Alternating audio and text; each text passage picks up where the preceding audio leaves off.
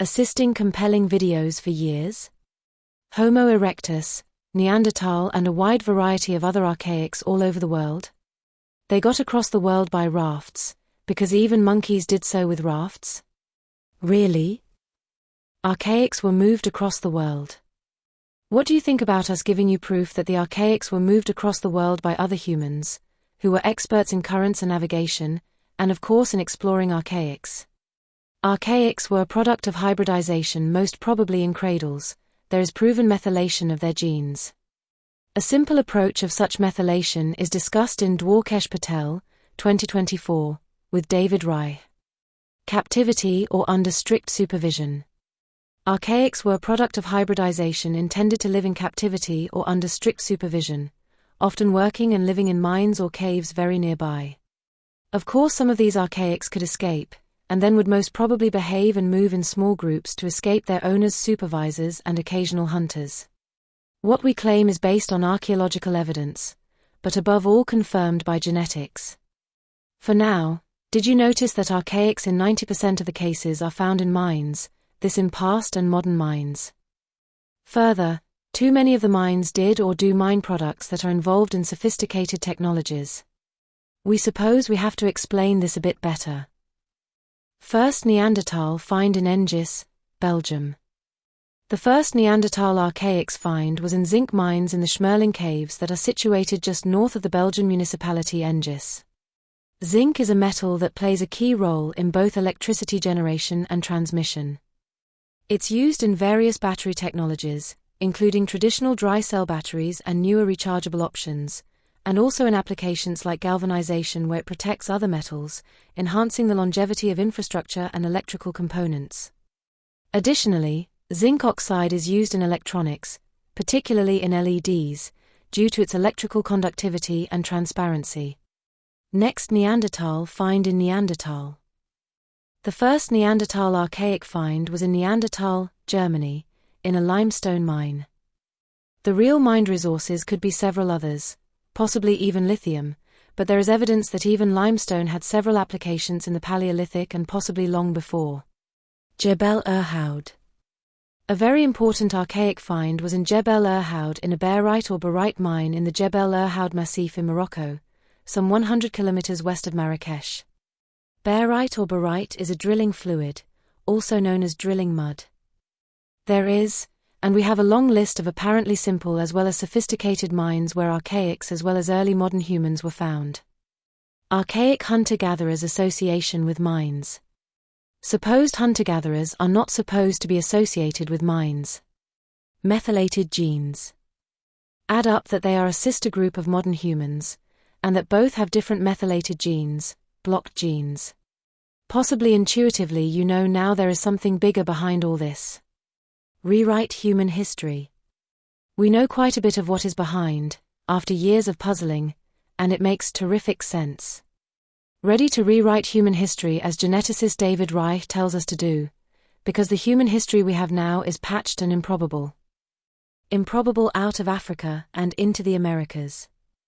It is extremely improbable that modern humans would be an isolated group of sub-Saharan Africans that mated over and over with an isolated group of Neanderthals, until modern humans arose, which next also migrated to the Americas, to kind of use a magic wand there, to give rise in an improbable record time to the proven highest frequency of archaic DNA.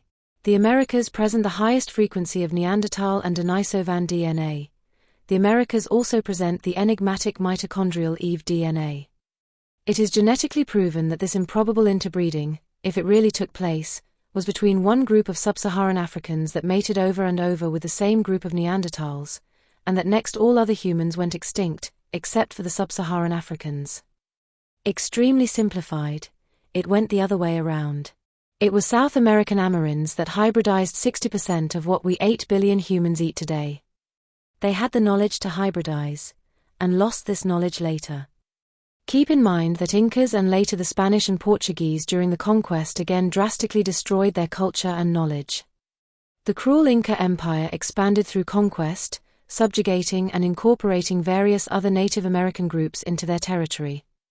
This Inca expansion began in the early 15th century, and within 100 years, the Inca controlled an Andean population of approximately 12 million people. Incas conquered and absorbed the cultures of peoples like the Chanca, Quechua, and Chaimu. Mind the similarities between what Inca and the Spaniards both did, and this in a short span of time. Approximately over 100 million Native American people were killed only by the Spaniards and Portuguese. In the year 1500, the population of Europe is estimated to have been around 70 million, excluding Russia and the Ottoman Empire.